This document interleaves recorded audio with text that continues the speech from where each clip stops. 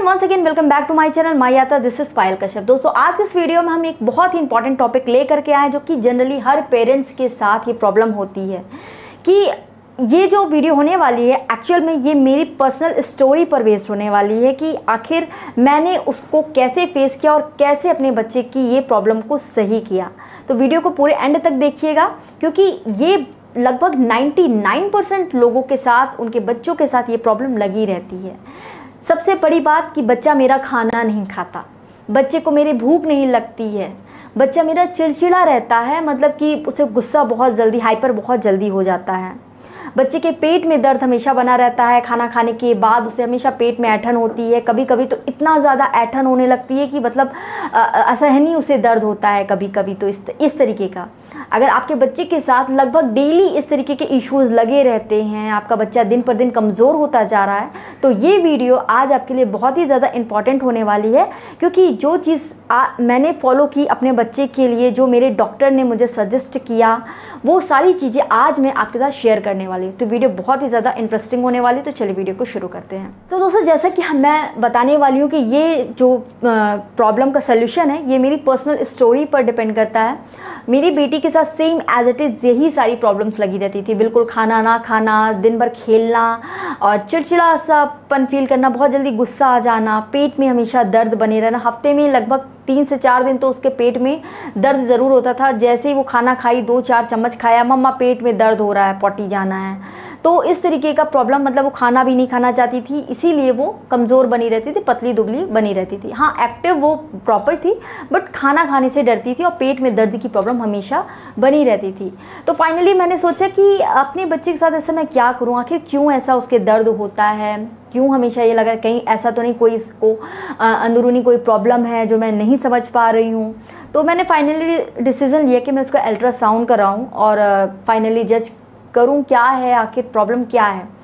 तो मैं ये सब कराने ही वाली थी, तो मैंने सोचा कि मैं अपने मायके गई थी। वहाँ मैंने एक बहुत ही एक्सपीरियंस डॉक्टर, मतलब मेरे फादर जो थे उनका भी मेडिसिन वहीं से आता था जब भी उनको तबीयत ख़राब होती थी, तो बहुत अच्छे चाइल्ड स्पेशलिस्ट हैं। तो पापा ने मेरे कहा कि एक बार उनसे कंसल्ट कर लो, एक बार उनसे देखवा लो, फिर उसके बाद जो भी होगा फिर उसके बाद हम अल्ट्रासाउंड वगैरह करा लेंगे। तो हमने भी कहा ठीक है। तो मैं उनके पास गई, तो उन्होंने मुझे बहुत सारी चीज़ें बताई जो अभी मैं आपको बताऊँगी। तो सबसे पहले तो उन्होंने सारी मेरी बेटी की रूटीन पूछा कि वो आखिर क्या क्या करती है, उसे कब कब पेट में दर्द होता है, कब वो क्या क्या कैसे करती है। मैंने उनको बताया अपने बच्चे का जो डेली रूटीन था, मैंने बताया कि मेरी बच्ची सिर्फ दूध पर डिपेंड रहती है, उसके साथ हम उसे हेल्थ ड्रिंक देते हैं ताकि उसको प्रॉपर जो मिनरल्स चाहिए वो मिलता रहे। खाना दिन भर में वो 1-2 बार 2-4 कौर 5 कौर खा लेती है। इसके अलावा पानी भी नॉर्मल वो पीती है बट खाना बिल्कुल भी नहीं खाती, हेल्थ ड्रिंक पर डिपेंड रहती है। तो ये सारी चीज़ें मेरी बेटी के साथ थी। और मेरी बेटी चूना बहुत ज़्यादा खाती थी, मतलब कहीं भी अगर उसे चूना कंकड़ पत्थर मिल जाता था तो वो तुरंत उसको खा लेती थी, छुप छुप के खाती थी, खोद खोद के खाती थी। तो ये सारी चीज़ें मैंने डॉक्टर को बताई। तो डॉक्टर ने सबसे पहले मुझे बताया कि ये जो मैं दवा देने वाला हूँ ये कंप्लीट एक कोर्स होगा। वो 1.5 महीने की उन्होंने ऐसी दवाएं दी थी जिसमें सिरप थी, मेडिसिन थी, कैप्सूल्स थी, सारी चीज़ें थी। और कुछ ऐसी चीज़ें भी उन्होंने मुझे सलाह दी जो मुझे फॉलो करना था। अब सबसे पहला ये था कि जो मेडिसिन में उन्होंने चीज़ें दी थी वो सबसे पहले थी कि कीड़े मारने की दवा। कीड़े मारने की दवा इसलिए थी क्योंकि बच्चा जो चूना खा रही थी, मेरी कंकड़ पत्थर खाती थी, उसके अंदर पेट में कीड़े हो गए थे जिसके कारण वो कुछ भी खाती थी, उसे भूख ना लगने की प्रॉब्लम, उसे चुन्ने काटने की प्रॉब्लम, मतलब इस तरीके की प्रॉब्लम उसे पेट में कीड़े होने की वजह से थी। तो उन्होंने कीड़े मारने की कुछ दवाएँ थी जो लगभग 5-6 शीशियाँ थी, वो मैंने उसको खिलाई।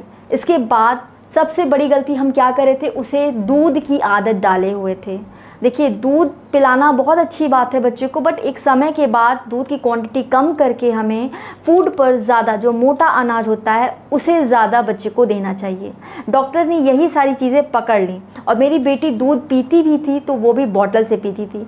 बॉटल से दूध पिलाना ठीक है, पर एक समय तक, 1 साल तक आप बच्चे को अगर दूध पूरे समय पिला रहे हो ठीक है। 1 साल के बाद भी अगर आप अपने बच्चे को कंटिन्यू दूध पिला रहे हो तो वो आपके लिए और आपके बच्चे के लिए बहुत ही ज़्यादा नुकसानदेह है। ठीक है, तो अगर आप दूध पिला भी रहे हो तो दिन भर में 1 बार ही करो दूध का दूध को पिलाने का सिस्टम सिर्फ एक बार करो, बाकी पूरे टाइम मोटा अनाज होता है, दाल चावल दलिया खिचड़ी, प्रॉपर हरी सब्जी, ये सारी चीज़ों की आदत लगाइए। दूध की मात्रा इतनी कम कर दीजिए, या तो एक टाइम बिल्कुल जितना पेट भर के बच्चे को देना है दे दीजिए। अगर बच्चा ब्रेस्ट फीड भी कर रहा है उनके लिए भी मैं यही बोल रही हूँ कि सिर्फ 1 साल तक ही ब्रेस्ट फीड कराइए, उसके बाद आप बच्चे को प्रॉपर जो भी खाना है वो मोटा अनाज ज़रूर खिलाइए। मेरे डॉक्टर ने मुझे यही सलाह दी, क्योंकि मेरी बच्ची दूध पर इतना ज़्यादा डिपेंडेंट हो गई थी कि उससे भूख ही नहीं लगती थी। वो दूध पी लेती थी, उसका पेट भर जाता था, उसके बाद उसके पेट में गैस बनती थी, कुछ भारी भारी सा पेट हो जाता है, क्योंकि दूध पीना आप जानते हो थोड़ा हैवी करता है पेट को, पेट में मरोड़ उत्पन्न करता है। तो इस तरीके की प्रॉब्लम मेरे बच्चे के साथ सिर्फ दूध की वजह से हो रही थी, और सबसे बड़ी बात जो बोतल से दे रहे थे इसकी वजह से हो रही है। अगर आपका बच्चा बहुत ज़्यादा जिद करता है तो दिन बारी में एक बार आप दे रहे हो, वो भी आप ग्लास से आपको देना है। तो उन्होंने सबसे पहले इसी चीज़ के लिए मुझे बोला कि आप बिल्कुल दूध बच्चे को बिल्कुल मना कर दो, और जो दूध आप एक टाइम दोगे भी वो भी लैक्टोज फ्री दूध दो, ताकि बच्चे को वो डाइजेस्ट हो जाए।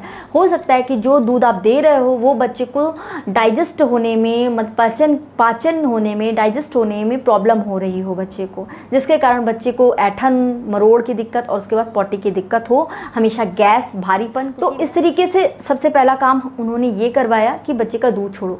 दूसरी चीज़, बॉटल से नहीं पिलाना है, ये चीज़ आपको अपने बच्चे के साथ भी करना है। अगर बच्चा बहुत ज़्यादा जिद भी करता है तो आप ग्लास से ही दो। तीसरी चीज़, मोटा अनाज आपको बच्चे को खिलाना है, ज़्यादा से ज़्यादा फूड। बच्चा जिद भी करे तो भी आप बच्चे को रोने दो, भूखा रहने दो, मगर दूध मत दो। तो जो उन्होंने कंप्लीट कोर्स में जो दवाएं दी थी वो बेसिकली यही थी कि बच्चे को गैस ना बने, बच्चे के पेट में दर्द ना उठे, कीड़े जितने हैं बच्चे के पेट में वो बिल्कुल ख़त्म करे, और भूख बढ़ाने की। ये कुछ 4-5 इश्यूज़ के उन्होंने कंप्लीट एक पैकेज कोर्स था 1.5 महीने का, वो हमने कराया। और उसके बाद टचवुड अभी तक मेरे बच्चे को ऐसी कोई दिक्कत नहीं लग रही है जिस तरीके की उसे पहले हुआ करती थी। तो इस तरीके की ये सारी चीज़ें आप फॉलो करके अपने बच्चे की, क्योंकि क्या होता है कि जब बच्चा एक बार खाना बंद कर देता है तो जो उसके अंदर की आंतें वगैरह होती हैं, जो बॉडी का जो डेवलपमेंट होता है वो रुक जाता है।